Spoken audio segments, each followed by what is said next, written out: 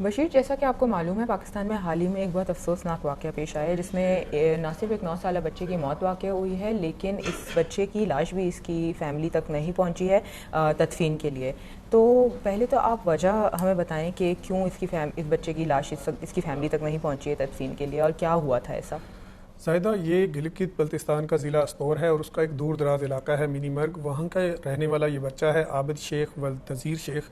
یہ اسکول گیا تھا معمول کے مطابق اور واپسی میں یہ اطلاعات کے مطابق گم ہو گیا۔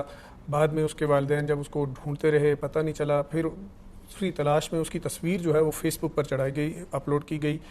تو دوسرے دن کسی اسکول ٹیچر کو انڈیا کے زیر انتظام جو کشمیر ہے وہاں سے کال موصول ہوئی کہ جس بچے کی تصویر انہوں نے اپلوڈ کی تھی وہ اس کی نعش جو ہے انہیں دریا سے ملی ہے۔ بتایا جا رہا ہے اس کے چچا کی جانب سے کہ بچہ نالے میں گرا اور نالا جو ہے وہ دریا میں جاتا ہے جو انڈیا کے زیر انتظام کشمیر میں پہنچتا ہے، اور وہاں اس کی نعش مقامی لوگوں نے دیکھی اور اس کو نالے سے دریا سے نکالا اور پھر یہاں پاکستان میں اس کے جو لاحقین ہیں، اس کے ٹیچر جو ہیں، ان کو آگاہ کیا۔ صحیح۔ حکام کی جانب سے ابھی تک اس بچے کی لاش واپس لانے کے لیے کوئی کارروائی، کوئی اقدامات کیے گئے؟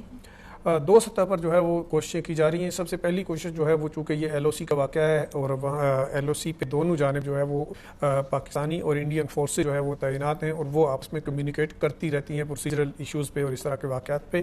اس وقت بھی وہاں دونوں جو چوکیاں ہیں وہ آپس میں رابطے میں ہیں اور کوشش کی جا رہی ہے کہ اسی چینل کے ذریعے بچے کی نعش جو ہے وہ واپس لی جائے۔